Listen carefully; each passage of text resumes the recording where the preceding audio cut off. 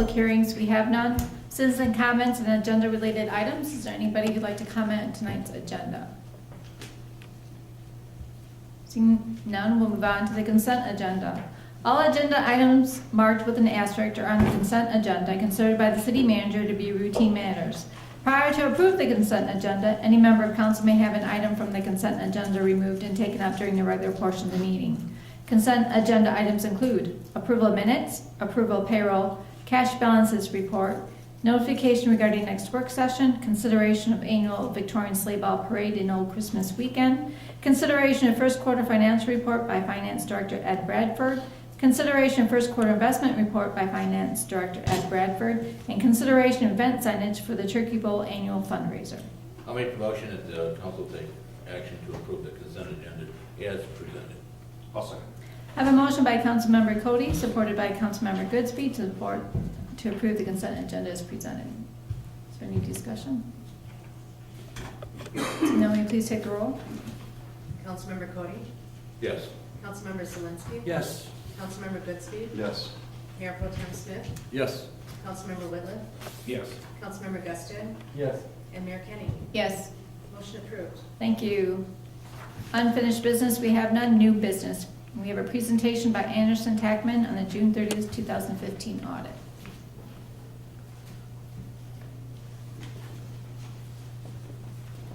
My name is Ken Tolman with the Anderson Tackman Company, and did the 2015 audit that we did last year. It was our second year at 15.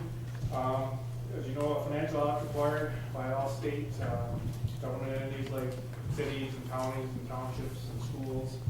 And it requires an accounting of all the assets and obligations and fund balances and revenues, expenditures every year, making sure that everything's accurate and is agreed back to evidential matter. Some of the things we do are confirm all the cash and investment accounts you have with the individual financial institutions. And some example evidence also confirming debt obligations, confirming different grants, revenue sharing with the state of Michigan, and basically getting all the things that are present and presented in financial statements, making sure everything is accurate and also presented in accordance with generally accepted accounting principles. Then when we get to the second page of the bound report, we have our letter that gives our opinion on the financial statements. But the second paragraph down has the opinions on the financial statements. And there we give our yea or nay on the accuracy of those statements. And there's four types of opinions you can have. There's a adverse opinion when we find that the evidence refutes what's on the financial statement or doesn't agree, which you can have. There's also a disclaimer opinion when there isn't information to prove it right or wrong. There's a qualified, which means everything's pretty much right except for maybe one area, like maybe the fixed asset records aren't as good as they should be. And the last one is the unmodified or unqualified opinion, which is the best one possible, which is what the city got again this year for 2015. Next, I'll get into these graphs that I handed out, because I also have on PowerPoint to show how the city's finances turned out for 2015. The first graph shows all the assets for the entire city, the largest chunk being your capital assets, starting on the left, about 42 million. And these are all of the infrastructure, land, buildings, equipment, things used by the city.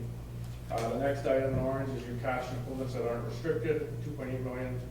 You've got cash equivalents that are restricted of 42,000 for sewer debt covenants, water and sewer debt covenants. Investments of 12.4 million. The largest sector is your gas and oil investments. We have accounts receivable, 863,000. Due from government units, which is mostly from the state, 254,000. Due from others, 243,000. Then prepaid items like prepaid insurance and inventory, 94,000.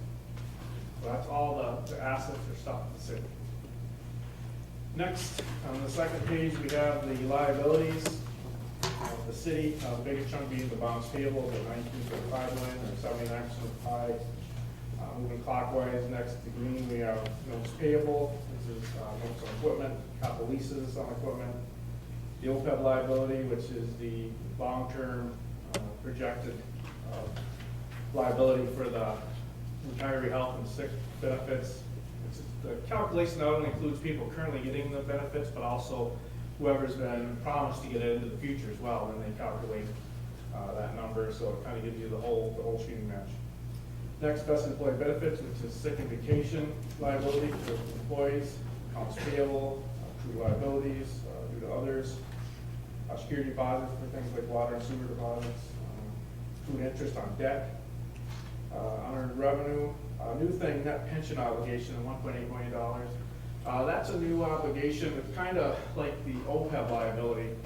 The Government Accounting Standard Board implemented a new standard a few years ago, and it's finally taken effect this year, related to the pension obligations. They felt, based on maybe some things that happened, like City of Detroit, for example, with their pension, that the method of calculating the liability for the pension wasn't as thorough or as accurate as it could be, so they added some things, as well as trying to take a truer picture of what the liability is closer to your balance sheet date, as well as what the value of your assets are. And again, it's kind of like the OPEB liability. They're taking not only people that are getting it, but will get it, and factoring everything in. And that's come out to be a $1.8 million obligation. So that's new, and that's on the balance sheet for the government-wide statement. It's not on like your general fund statement or your major street statements, or it's kind of a government-wide thing, like putting the debt and fixed assets, government fixed assets on the statements. The portion for water and sewer, though, is on the balance sheet for those enterprise funds, like the water, sewer, and Ramsdale, but it's not as a significant portion. One of the things that is good in your situation is because you're highly funded, the liability isn't as big as what a lot of governments are worrying about it being. You're pretty close to your funding. I think in the past years you've been 100%, 98% funded, so you're in pretty good shape with that. Even this year, you gained about $78,000 from last year what it been, so you're heading in the right direction with staying funded in that way. And with this new standard, there isn't any change to the way you fund the pension obligation or any of that. It's just a presentation they want on the audit reports to kind of show a truer picture of what it is and where it's truly at. So it doesn't change any of the way you're doing things internally or reporting it. The next graph is a pie graph now of all the net position or equity of the city, showing the biggest chunk in capital assets, 20 million. You have restricted equity for any of the things that are required by remaining grant monies or millage money or statutorily funded programs. They've got to be restricted and stay intact to be used for that program. They can't be used for general items. Then the last one is unrestricted, which is 6 million. That can be used free and clear for whatever the city needs for day-to-day operations. Next, we have the revenues of all the government funds. Now that's the general fund, the street funds, all those other special revenue, debt and capital funds. The first bar graph is the taxes. I think taxable values accounts for about the decrease between years. We have about a 1% decrease between years. Licenses and permit revenue stayed pretty even. Federal sources went down. We had 116,000 last year. We didn't have those grants renewed the next year for 15. State sources also went down. I think in the prior year we had the beach house grant, which was like 223,000, which occurred for 14 but not 15. And also some brownfield activities in 14 but not 15. So that accounts for that decrease. Local sources, it's about 39,000. Charge for services went up from about 1.4 million, 1.7.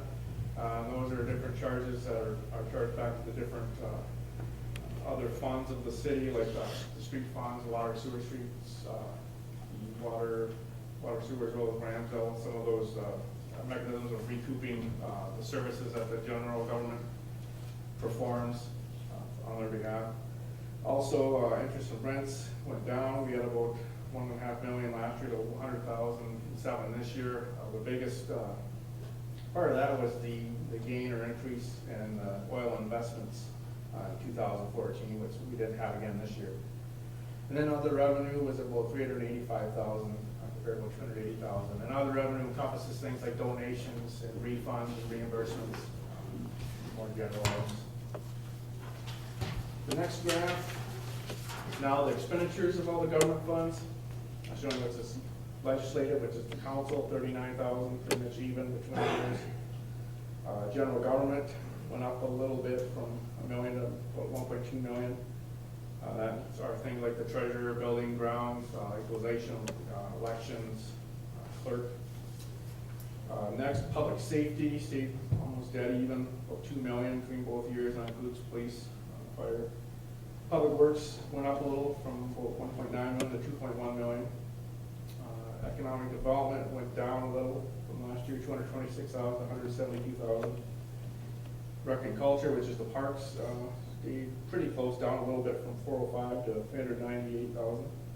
And other expenditures was up a little to $464,000. Your other expenditures include things like the street light expenditures, appropriations, insurances. Capital outlay went down. Last year we had quite a bit more capital outlay items for different equipment purchases, building improvements and things, but obviously with the beach house grant and that improvement, and not so much this year. Debt service stayed pretty even, about $905,000 to $904,000 between both years, and that's the principal and interest on all the government types of debt. Next on the water and sewer, the revenues for the water and sewer were slightly up from last year, 3.3 million, 3.4, pretty close. Refunds and reimbursements went down from 83 to 52,000. Interest and rents and other revenue was pretty close, 111,000 to end the year. State grants, we had 43,000 last year, so different projects that wasn't renewed this year. Next on to the expenditure side. Personal services went down on the water and sewer from about 757 to about 575,000. Contracted services also went down from 131,000 to 73,000. Insurance expense stayed about the same, 23,000. Administrative costs went from 236,000 to 301, and that is the amount of general administrative time that comes from like the general fund that's charged to the water and sewer.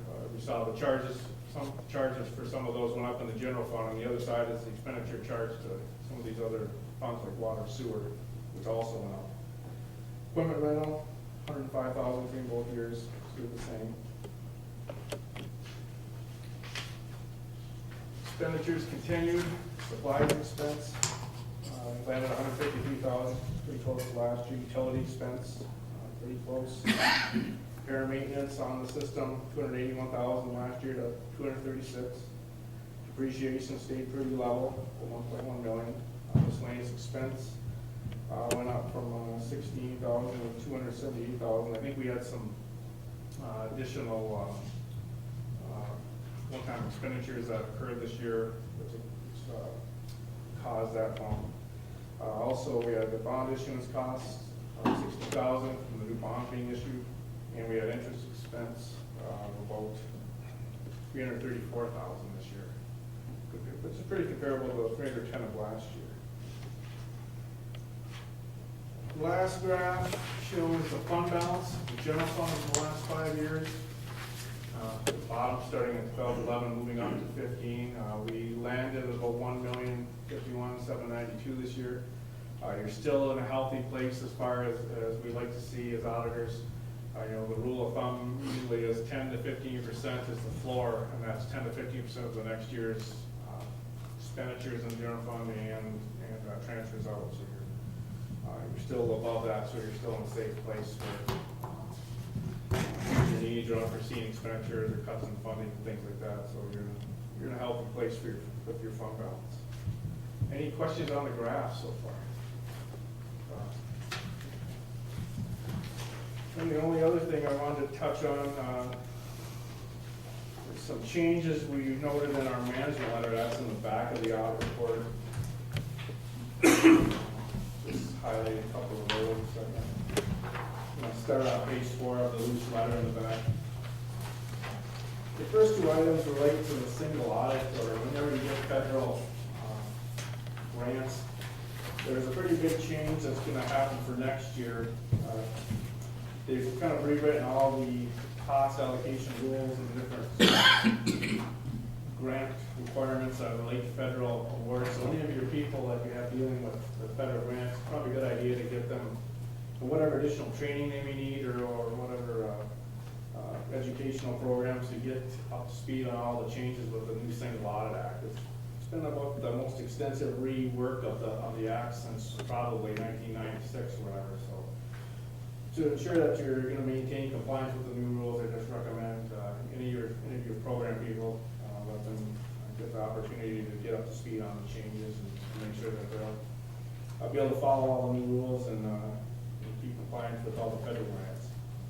Then the last comment is related to Public Act 298, this performance audit. MDOT for next year wants to start doing additional procedures related to the Act 51 or the street monies. They want to make sure all the different expenditures and things are audited, and a lot, it's not audited, but they have their different things that they want to make checked as far as the state's rules. So that's some additional things that will be looked at next year. And they really recommend having a CPA do it, or they have staff at MDOT that can do it as well. It's up to you who does these additional procedures. But from what it sounds like, MDOT wants this done as well for next year's audit. In closing, I say you guys had a pretty good year as far as your financial health. Your taxable values went down about 1%. Your revenue sharing, I think, was a little bit better than 14,000. You guys are still doing a good job with the budgets. You're maintaining, keeping your expenditures in tow, as well as being realistic with your revenues, and doing a good job of staying within your means and making smart decisions with your expenditures. We had great cooperation from everybody. Michelle did a great job getting everything ready, as well as doing all the accounting. They do a really good job of getting all the records tied out and balanced and everything, being in really tip-top shape, so we appreciate that. Any other questions of me? I have a quick question. The two acts that you spoke of, the single audit requirements and then the 98, are those taking effect in 2016? Yes, for And you. so our audit for 2016, we would need to get that, Ed or whoever else up trained for those changes and things that are going to impact. Yeah. One of the significant things is before you had about $500,000 spent to have a single audit. Now they've bumped it up to $750,000. But they changed as well as things for us as auditors, but also the people that manage the programs they're changing too. So they said they've simplified it a lot, but I guess we'll see.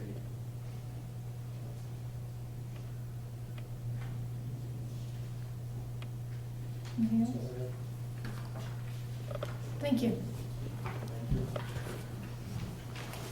I always add, if you have questions later, or concerns, or anything, just get in touch with us through Ed via email or calling or whatever. And glad to answer any other questions that come up at a later date. So, thank you. Thank you very much. Next, we have consideration of proposed city manager contract. The details of the proposed contract between the City of Manistee and Mr. Thad Taylor for the city manager position were reviewed. Contract negotiations were completed by interim manager Ben Byfoss, and the agreement was drafted by the city attorney. Mr. Taylor is tentatively scheduled to begin work in December. Is there a motion to take action to accept the agreement?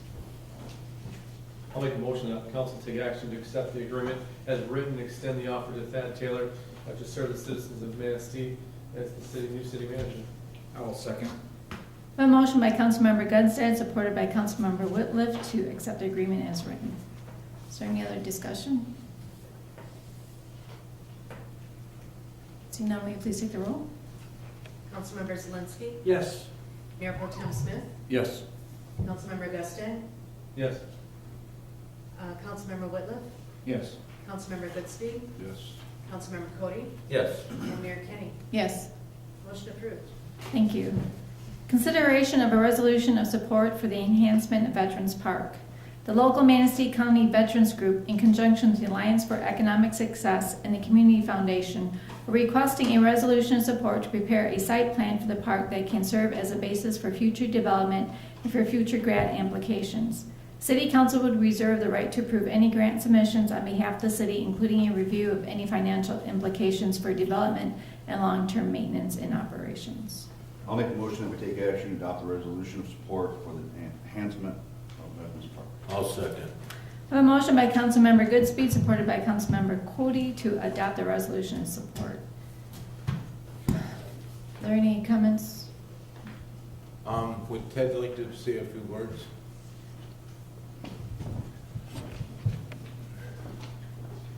We would just like to advance the progress that we've made at Veterans Park.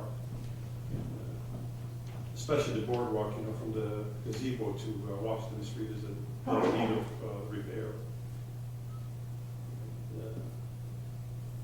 That's basically it. Just like to improve the park as much as possible. Do you know if our Parks Commission was involved with? The first action would be the preparation of a site plan. So there's been nothing yet to take to the Parks Commission, but the idea is to include them along the entire way. There's nothing to take to them at this point. Right, and that's why I'm all in support of improving the Veterans Park and looking at a site plan. My only concern with this is that we're doing two things concurrently, developing a plan and going for funding for that plan. I guess I would like to see the site plan and get the parks, kind of their comments on that, and then proceed with finding. I believe that AES needs a resolution in order to seek the funding for this plan. This does not authorize a grant application. This authorizes the preparation of a site plan and then the preparation of grants, but those applications have to come back to the council for approval before they're submitted. Okay, because I guess the way I read the resolution almost sounded like it was concurrently going on at the same time, that you were developing a plan and. Can develop a funding plan, but the actual application has to come back to the commission before, to the council, before it could be authorized. And all of that would be run past the Parks Commission before it came to the city council. Okay, and even private funding, I mean, it talks to grants that council would have to approve. Does that include any type of funding received on behalf, whether it's private or? No, it would not. That would apply primarily to state grant funds. If there were private foundations, for example, those would not necessarily have to come back to the council. But any construction would have to come back to the council because we own the park and the property. And that's how we could make sure that everything gets run through the Parks Commission and gets council approval. That was my concern. I just wanted to make sure that the Parks Commission was included in and had a review, and that council had reviewed the site plan before any funding took Before place. anything gets built. Correct. Okay. Thank you. Is there any other questions? No, this is a good project. Oh, I'm They not, take- yeah. Yeah, I just want to Totally make sure that we support do it in understood. a logical order, so I feel comfortable now. Thank you. They got their ducks in order. Any other comments or questions? Michelle, can you please take the roll? Councilmember Goodspeed? Yes. Councilmember Whitliff? Yes. Mayor Kenny? Yes. Councilmember Cody? Yes. Councilmember Zelinski? Yes. Mayor Pro Tem Smith? Yes. And Councilmember Gusted? Yes. Motion approved. Thank you. Consideration of an assignment with assumption agreement with T-Mobile and Agra Valley Broadband for a lease at the Industrial Park Water Tower. The city previously leased space on the Industrial Park Water Tower to Agra Valley Broadband Incorporated for telecommunication equipment. Agra Valley terminated the lease in November 2014 and later approached the city about the possibility of assigning the lease to T-Mobile. The city has negotiated an assignment agreement with the parties for 2 years, with 2 additional 5-year extension terms. The annual rental will be $15,000 with a 2.75% annual escalator. The city attorney has reviewed and approved the agreement. Is there a motion to approve? I'll make that motion. Second. I have a motion by Councilmember Cody, supported by Councilmember Zelinski, to approve the assignment and assumption agreement. Is there any other discussion or comments? Any more discussion on that, Ben? Nothing to add unless there's questions. This is similar to some of the other agreements we have.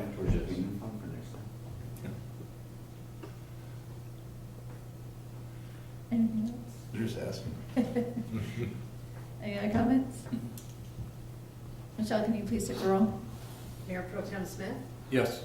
Councilmember Guston, Yes. Councilmember Whitliff, Yes. Councilmember Zelinski. Yes.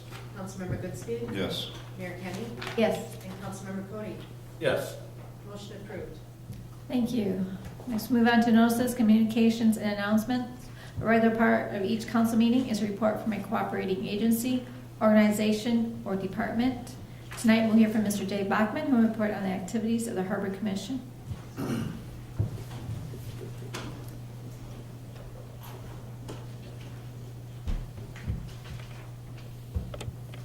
Evening, Your Honor, City Council. Thanks to the council for the opportunity to report on the activities of the Harbor Commission. Our commission members are Shelley Mumberto, who has been our chairperson. However, her term expired a week ago and she did not reapply for her position. Ty Cook, who's been with us for a long time. Alex Giaconelli, who's, I think, over a year or two has been on the board. Roger Zelinski, Jim Smith, myself as harbor master responsible for the marina day-to-day operations. The city manager is a non-voting member of the commission, and Cindy Lakovich is our recording secretary. The Harbor Commission is set up as an advisory board to council and staff and meets quarterly. However, we had additional meetings, and we meet in June, July, and August when the voting season is going on.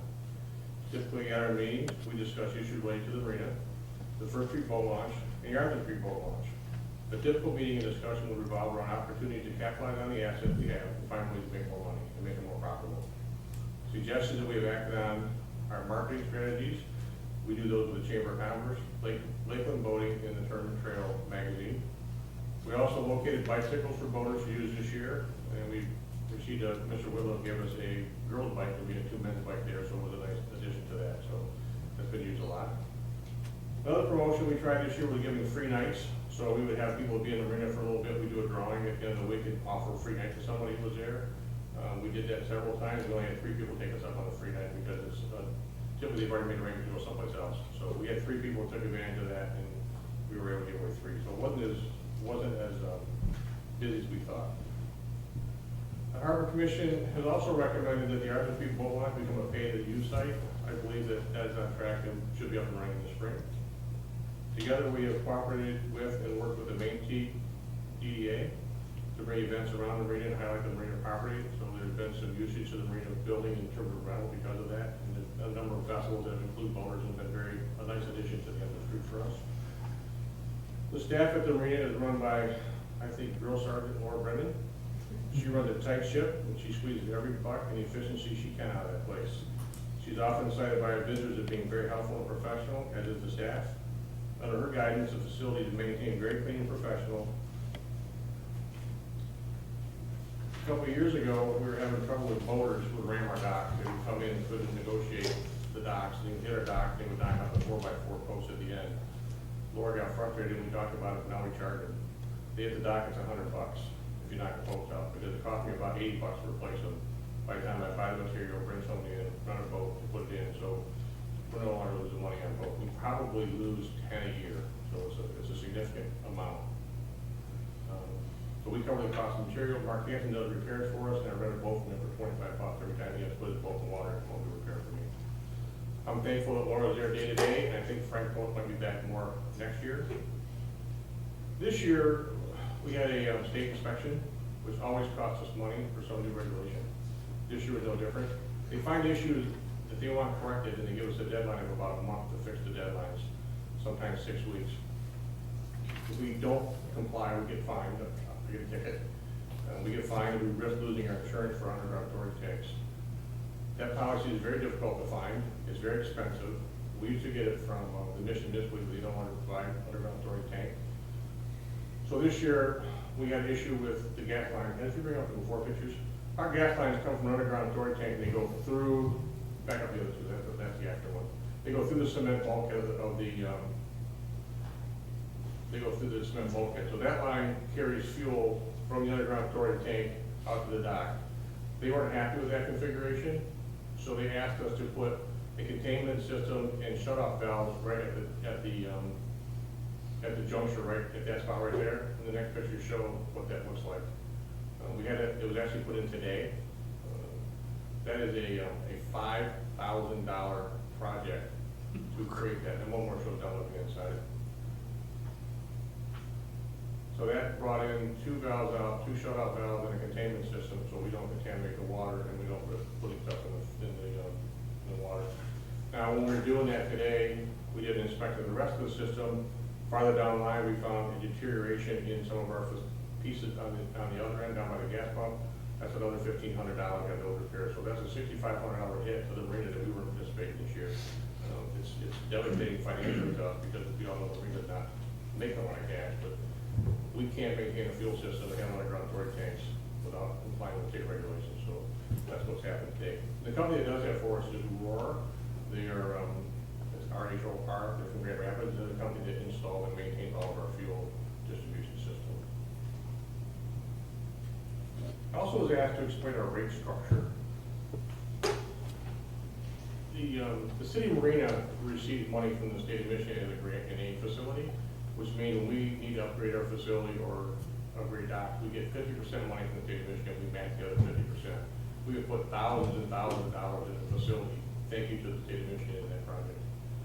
The state of Michigan then requires that I'm on a reservation system, and they also require we use the state structured rates for dockage. In the past, they told me exactly what rate to use, and now they're giving a grid, and they say you can pick one of these 2 or 3 rates that you think meets your need, because sometimes, for instance, the rate we had originally didn't really meet our need because we had put $1 million in the building, and we thought our rate should be higher. To recoup some of that cost, we thought we were bringing a better facility, so we actually increased the rate. Last year, Frank Post, who is one of our employees, did quite a bit of analysis of the rates and of the boaters that came in. He felt we were losing money because boaters were leaving. We had more turnaround because of the rate structure. So last year, the City Harbor Commission voted to reduce it to the next rate down, which is just pennies on the dollar, but we thought we would get more boats in. Now that the season's over, Frank is gonna reevaluate that use of the rate and determine if in fact it was a good strategy for us or we need to go back to the other side. On top of that, other things that impact the marina is the issue with salmon. You know, we're a heavy boating industry here, and we rely heavily on salmon fishermen. According to the DNR, the salmon population is plummeting on Lake Michigan. It is down 75% from its peak population in 2012. According to Randy Coleman, or Claremont, the DNR Great Lakes biologist, fishery biologist, the leading cause is reduction of the alewife population as a primary food source for the salmon. The alewife populations have been decimated by the invasive zebra and quagga mussels that change the nutrient systems in the Great Lakes. The DNR estimates the fishermen spend $2.4 billion in fishing trip-related expenses and equipment in the state in 2011. So it's not just the charter captains that are going to take a hit and feel the impact of the loss of the salmon. Hotels, shopping, marinas, and coastal communities are all going to take a hit. The city of Manatee will absolutely feel the pinch of the loss of salmon population. I'm not sure how that's going to play out next year, but probably a good 25% of our revenue is brought directly from fishing tournaments and fishermen coming here to fish. So I don't know even how you predict what that's going to do. Lake Erie had that happen to them several years ago, and it really put people out of business. I mean, we had so many Lake Erie fishermen here fishing because our salmon was good, now they're gone. So it's going to be a total dynamic change to our fishing industry in Michigan. That's my report. Any questions? No, appreciate it. Thank you very much. Next, we'll hear from Mr. Patrick Kay, who will report on the activities in the Manistee Main Street downtown development.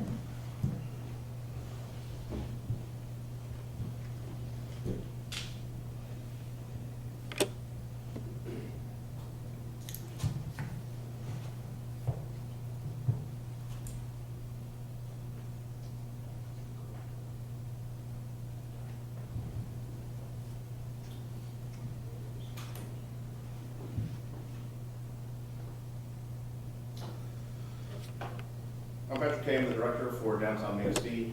I've been in the position here for a couple of years now.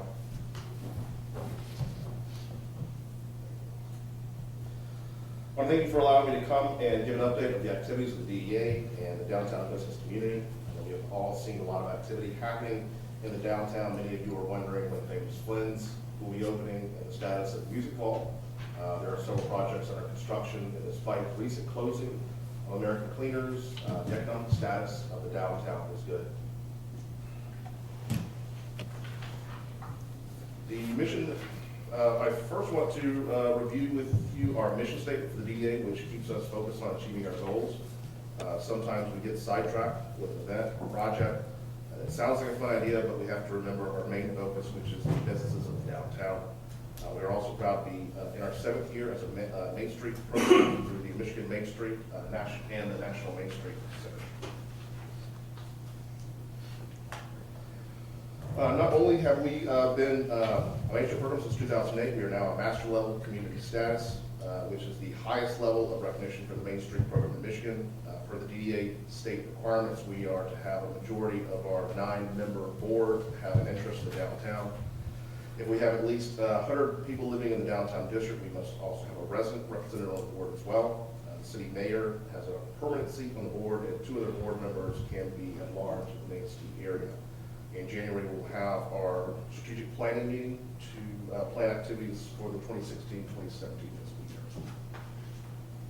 Here's a list of our current board members. We are currently short a member on the board.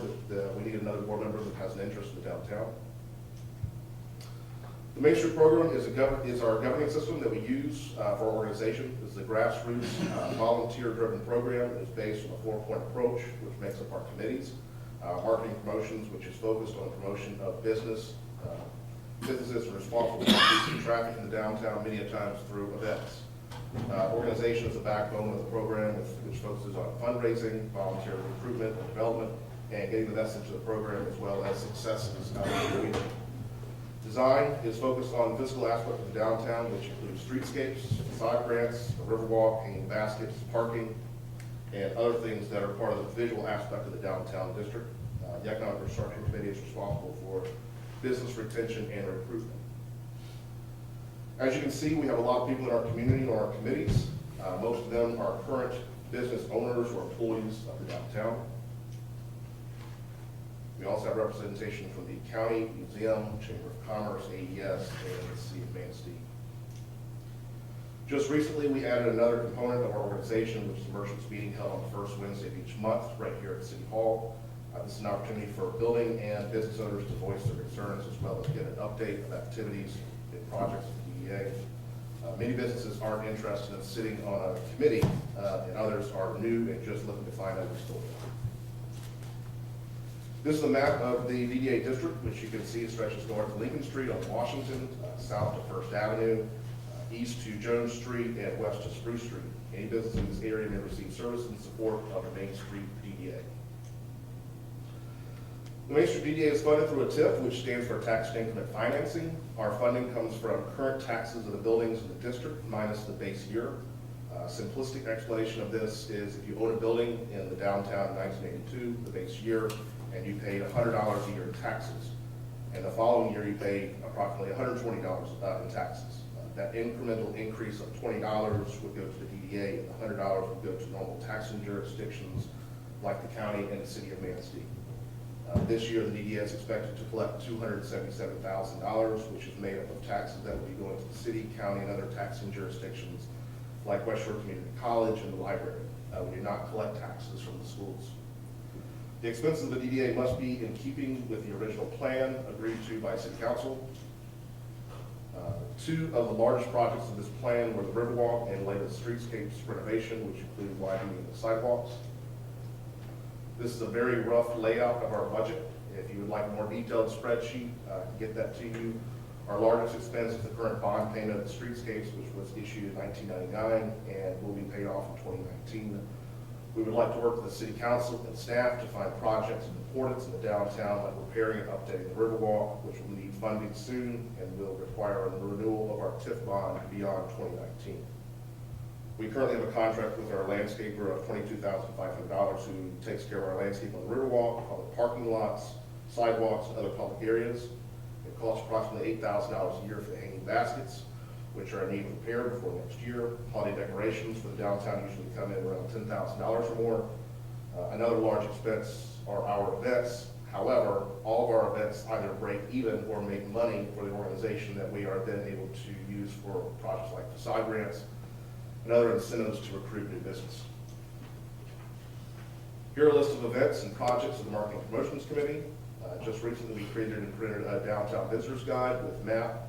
We distributed 3,000 copies to the downtown businesses, hotels, and other locations to increase traffic to downtown and help people find their way. We have just recently created a new monthly newsletter to keep all businesses informed of all the activities, incentives, and news of the organization in downtown district. We are going to strongly focus on communication of our message and work to the community this year, which has been lacking in the past, the communication aspect. Of course, many of you are familiar with the Downtown Dollars program, which is basically a gift certificate for any participating business in the downtown. We have injected over $30,000 of income for the downtown economy this year. This committee, the design committee, is responsible for making sure downtown Manistee is an attractive place for people to visit. A poor facade or unattractive areas that may be a deterrent to potential shoppers. The nicer a downtown looks, the more shopping and purchasing will take place. Facade grants, riverwalk maintenance, US 31, traffic capture are just a few of the projects of this committee. We are currently working on a downtown loop system to redirect confused visitors unfamiliar with the one-way traffic system in our downtown. In this committee, we are working to keep our current businesses and recruit new ones to the downtown. We partnered with West Shore Bank to create a special loan as well as our current revolving loan program, which we started through our involvement with USDA. We recently, with the council's help, completed the creation of the redevelopment district, which allows for us to create 24 new licenses for new and existing businesses, liquor licenses. This was made possible by showing over $5 million worth of development in the downtown over the past 5 years. You asked me to create an application system to vet new applicants, and I just wanted to let you know that we have recently completed and approved the system, and we'll be submitting it to City Council this week for final approval. At that time, we can begin taking applications, which we already have at least 3 who are interested. Currently, we have developed a brewery recruitment packet, and will soon finish a retail and restaurant recruitment packet that will be used to highlight the downtown as a solid location for growth potential to developers and new businesses looking to invest here. This is the current status of our downtown, the facts. I'm going to let that sink in, as we have all heard rumors and comments of downtown not doing well. 83% occupancy is very good for any size community, especially our size.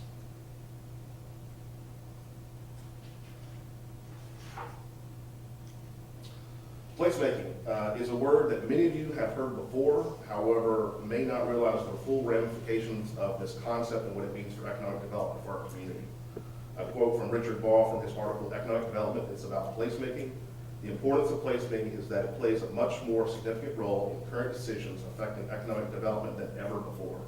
As investment in people are now more mobile than ever, considering the quality of a place becomes ever more important.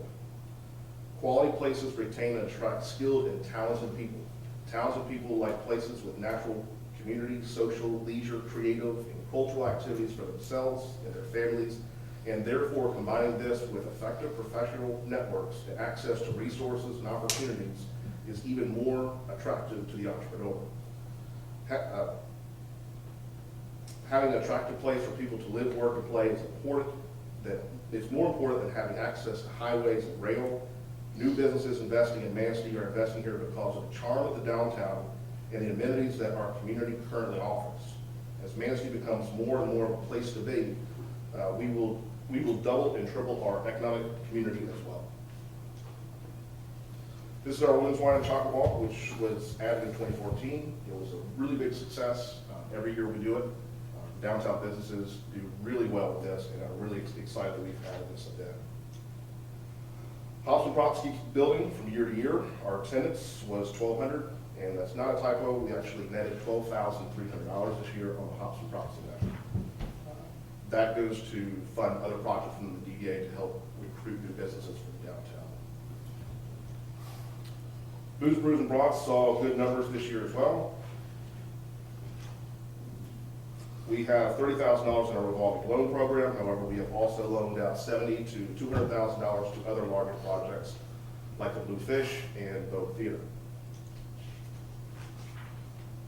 This is a current project, the Main Street DDA, to eradicate an invasive species, Japanese knotweed, on the Riverwalk, and have accomplished a lot through volunteer support and community donors. We will be using a grant that we received a couple of years ago to do another $4,000 of work next year. These are a picture of some volunteers. It's actually my family. I shamelessly volunteered them to clean up the area along the river. Our facade grant program has invested over $100,000 in the downtown since 2008. Yes, we have some businesses closed, and we are not happy about this. However, businesses will close from time to time. It's a fact of the economic world.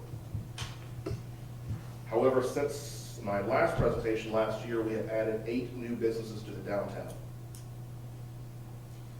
Just to kind of name a few, Dr. Yoga's new family practice office, Famous Flint's will be opening up next week, Absolute Safety, Mr. and Mrs. Plus, my cellular clinic, Douglas Valley's new tasting room in downtown, River Street Artists, and there's another business called Paint Emporium on Washington Street. Some of what is happening downtown, construction in several downtown businesses. As you can see, there's a lot of stuff going on, and a lot of stuff that has happened. What we do for new businesses, here's a list of some of the incentives and support that we offer.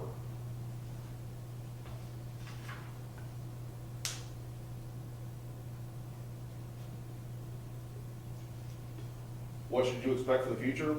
The Music Vault will be opening, I believe it's going to be fall of 2016.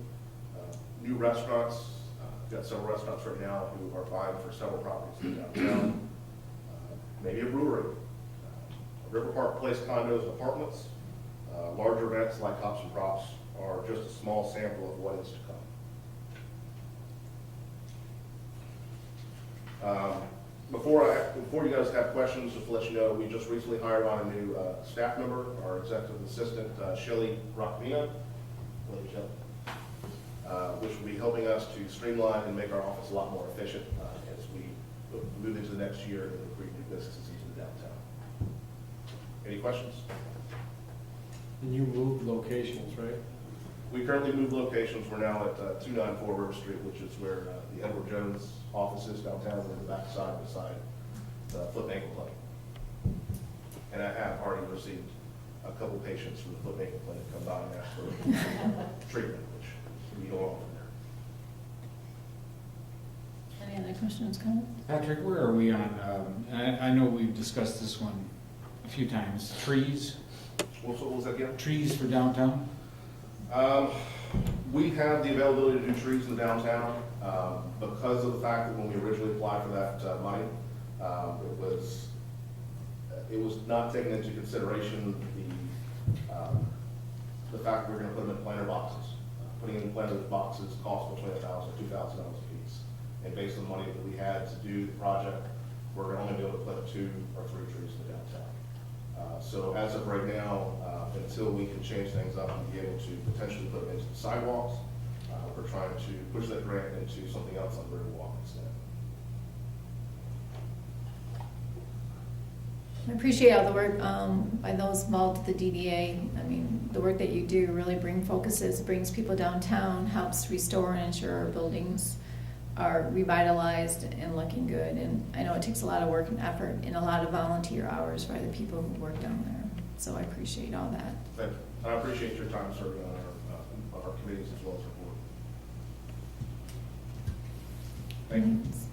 Thank you. Next, we'll move on to concerns and comments. Citizen comment. This is an opportunity for citizens to comment on municipal services, activities, or areas of city involvement. Citizens' attendance shall be recognized by the mayor for comments, which are limited to 5 minutes. Letters submitted to council will not be publicly read. Is there anybody who'd like to comment? Yes, ma'am. Please come forward, state your name and address.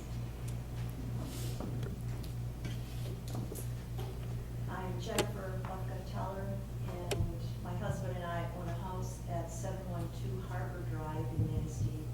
And that's the one that's south of First Street and just west off of Cherry. We bought a house there in 2012. The house now is 45 years old. It was probably one of the first houses built on that street when it was subdivided.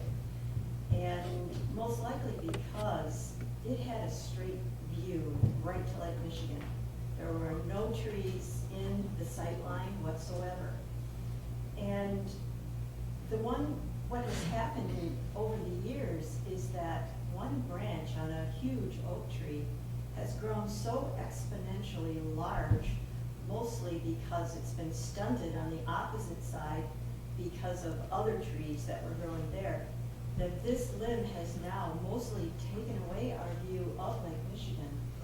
Now, I understand that there are issues with trimming, but in the packet that each of the council members received, there are several letters in there that have shown the progression of what my husband and I have done to hopefully have this limb removed. And what happened was, in the spring of 2013, we had the previous superintendent of the DPW come to our house, and he took a look from our deck and said, no problem.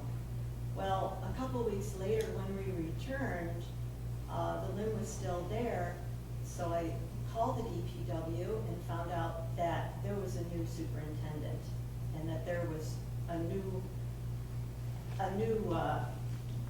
line of communication that I had to go through. So I did what was required and went through the whole tree committee process.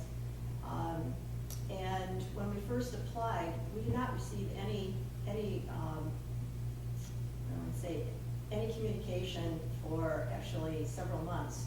And then at that point in time, I started making phone calls, just wondering what was going on, and was basically told at that point that it wasn't going to be done, and they would trim the lower branches because they were a safety issue. They were hanging down and could easily have put somebody's eye out, and there's still some of those down there that could be probably trimmed back. But the point that I was going to make about that time frame was, well, since now that we haven't been able to work through the tree commission or through the superintendent or the current city manager, was reading up on some of the tree committee rules and regulations, where it states that if you're not notified within 30 days, you're assumed to have been approved. And I thought, wow, that's a whole new twist on things that I never had understood before. I didn't bring that with me tonight, but I would be happy to provide that particular page to you. So in essence, if the original superintendent had been there and accomplished what he needed to do, and you know the whole story there, that one would have been trimmed 2 years ago. And now, because of the time frame with the tree commission, I believe that we automatically should have had that limb trimmed. There are several things I'd like to point out in the letter that you received from us. And basically was that, again, the tree itself is not in the sight line, but over time this one limb was not maintained to preserve the original view this house had at the time of construction in 1970. We are not asking for the whole tree to be cut down, just that one limb be removed to maintain the original sight line and maintain our property value. As the city charter states, it is the duty of the city to maintain value. We would be happy to purchase a new 5 or 6 or 7 foot tree to replace the one limb in question and have the tree planted at First Street Beach in an area that would not obstruct view. This would help fulfill the desire of the Parks Commission to have more trees in the beach areas without a cost to the city. We would also be willing to pay for the limb to be removed by the city or hire a private contractor to do the work and clean up under city supervision if that works better. And if that has, again, not been part of a practice, maybe that could be incorporated in a new set of plans that would address some of these view issues that are occurring now since of the construction along the lake shore. And there are other people that have faced the same issue. So if some new standards were set that could be set up along that line that wouldn't cost the city money, perhaps that would be a way that this could go forward. Most cities do not have the special circumstances that View, this great natural resource called Lake Michigan, represents. View is critical for businesses and private property owners as well. A case in point is the new concession stand at First Street Beach. When the original location for the new stand inhibited the view of the Lakeshore Motel and its the people who come there, they came to the city council, and the city council allowed the concession stand to be moved 60 foot south. So you have already started the process of giving accommodation for view. This tree limb now inhibits our original view, and we are asking for the same consideration the motel owners received. We are not asking the city to create a view, but to maintain our original view. As I already mentioned, the last DPW supervisor was asked to assess the situation, and he agreed that it would be trimmed. He left office shortly before that was accomplished.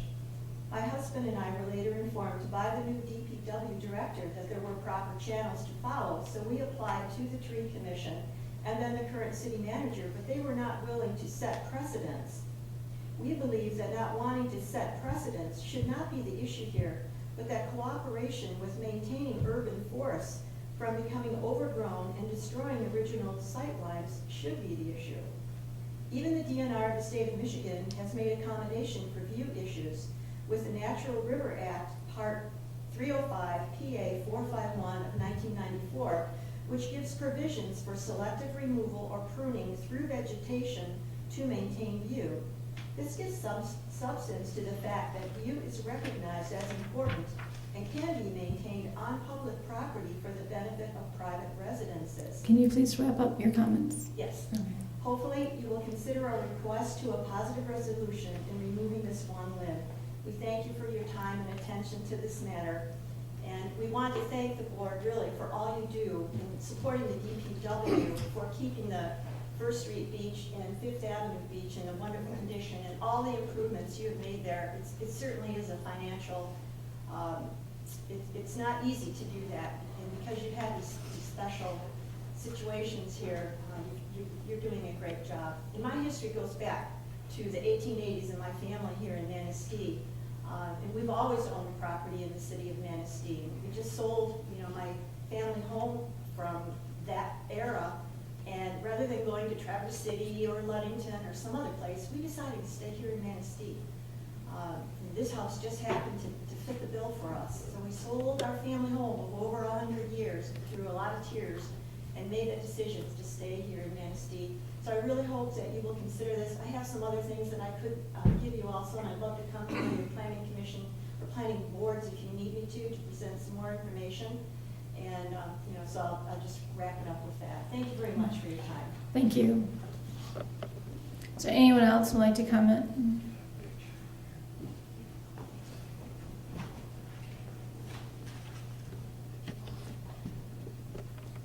Linda Beaton, 256 View Street.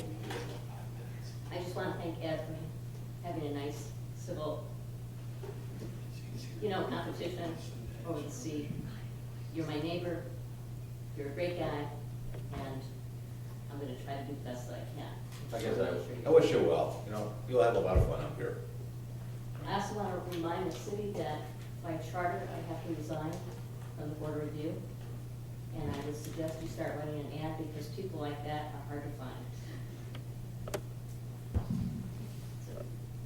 Any other comments? Seeing none, we'll move on to official staff. City Clerk. Just appreciate all the people that came out to vote yesterday. We had a good turnout. Interim City Manager. Nothing, Your Honor. City Attorney. Nothing, Your Honor. Finance Director. Nothing, Your Honor. Public Safety Director. Nothing, Your Honor. City Engineer. Nothing, Your Honor. Councilmember Cody. Nothing, Your Honor. Councilmember Zelinski. Nothing, Your Honor. Councilmember Fitzgerald. And I love you.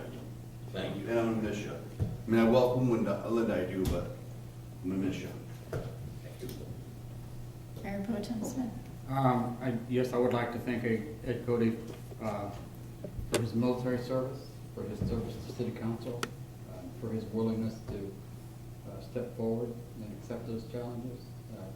We miss you. I'd also like to welcome Linda. Congratulations on your election. Look forward to working with you. Michelle and your election staff, I got over to the polling places. They were doing a good job, and I know it's a lot of work, and I appreciate all you do for the elections. And a special thanks to Public Safety for the diligence in trying to end our rash of home invasions and all the work that's going into those efforts. Thank you. Councilmember Whitliff. Ed, it's been an honor and a pleasure to serve with you. We've had a lot of fun and got a lot of things accomplished. You will be missed. Councilmember Goodstead. Just a couple of things. First of all, I'd like to formally thank Chief Bachman and his team. As Mayor Pro Tem Smith mentioned, there has been a rash of break-ins, and sometimes you don't really put enough onus on it or enough attention to it until it happens to you. And my mother's house was broken into, her TV was stolen, her audio equipment was stolen, and she was really shaken up. And Officer Bruce and Shands came over and did a great job of calming her down. But as you know, break-ins aren't just a one-day event, and she's been shaken up every day since. Cars drive by, locking her doors. So I can't reiterate enough the campaign that has been championed by the Neighborhood Watch and Chief Bachman on light them up and lock them out, and report anything you see that is suspicious. I can't appreciate that enough, and I hope we're able to catch those folks. But my mom's still shaken up about it, and I appreciate all the efforts from the staff and your leadership. So let's try to catch these folks if we can. And that's it. Do you have a couple things? First, welcome, Linda, congratulations. And secondly, I want to thank Councilmember Cody for not only your years of service here on council, but your years of service to the city. You're a homegrown boy. You brought a lot of introspect that we didn't have, and not a lot of knowledge about the city that we didn't have, and that knowledge will be missed. You brought a lot of personality to the council, which I appreciated. We all appreciated. You're a friend, and even though we weren't always on the same side of the same issues, we were always respectful of each other. And I do have a lot of respect for you, and you will be missed. And thank you for your time and your service to the city.